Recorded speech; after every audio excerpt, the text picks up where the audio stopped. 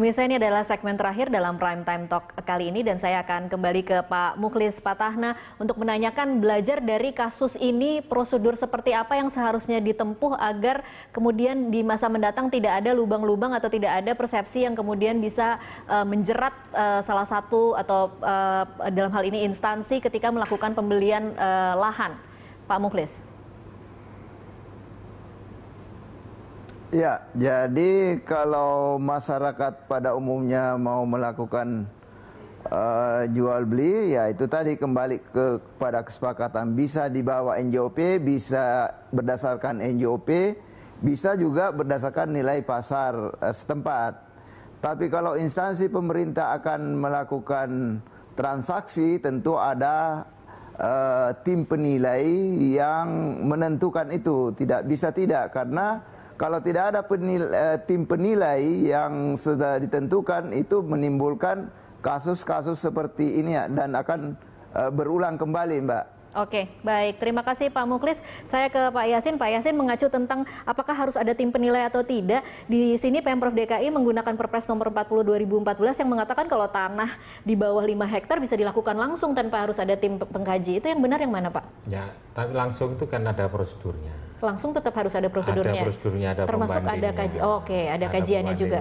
Kalau misalnya lebih dari 5 miliar, memang ada tim, ada yang disebut dengan tim 9, tim apalah begitu. Itu untuk menunjukkan. Jadi tidak benar kalau benar-benar harus bisa langsung tanpa kajian begitu ya, Pak. Ada prosedur yang harus diikuti.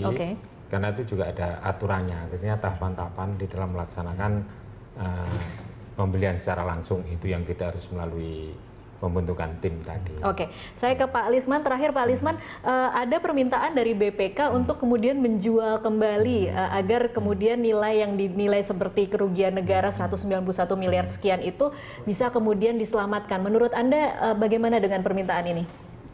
Ya, saya kira lembaga BPK ya nggak bisa membuat permintaan-permintaan yang tidak clear, saya kira ya. Karena produk mereka kan rekomendasi-rekomendasi saja dan tertulis toh. Nah, kemungkinan itu ada dan tidak ada ya selalu terbuka peluangnya permintaan itu kan. Mungkin juga hanya bicara-bicara kan.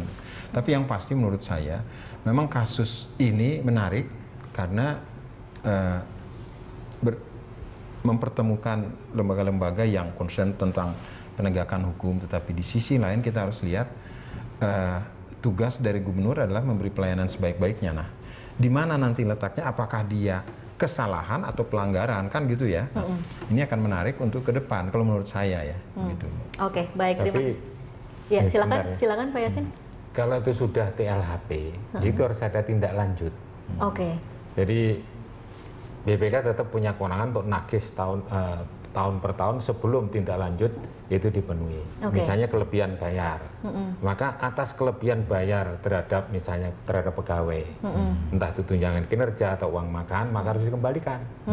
Sebelum dikembalikan menjadi catatan BPK bahwa itu temuan. Maka opini tentang laporan keuangan akan tetap jelek. Ini risikonya. Karena penggunaan keuangan negara yang tidak hati-hati menurut standar-standar akuntansi pemerintah. Seandainya kemudian KPK misalnya kemudian mengumumkan tidak ditemukan ada niat jahat dalam kasus ini, bagaimana laporan BPK itu harus diselesaikan, Pak? Ya, kalau tidak niat jahat itu kan ranahnya berbeda. Kalau KPK kan ranah hukum. Ranah hukum, iya. Kalau ini misalnya merugikan keuangan negara kan ada kelebihan bayar. Yang disebutkan 191 itu. Itu tetap harus dibayarkan. Tetap harus ditagih kalau memang itu. Tetap harus dibayar kembali, di-store ke keuangan negara atas kelebihan harga itu. Itu memang kewenangan BPK seperti itu. Itu dan harus dipatuhi. Oke, baik. Terima kasih Pak Yasin dan Pak Lisman untuk waktunya, termasuk juga tadi Pak Mukhlis yang bergabung dari luar studio. Pemirsa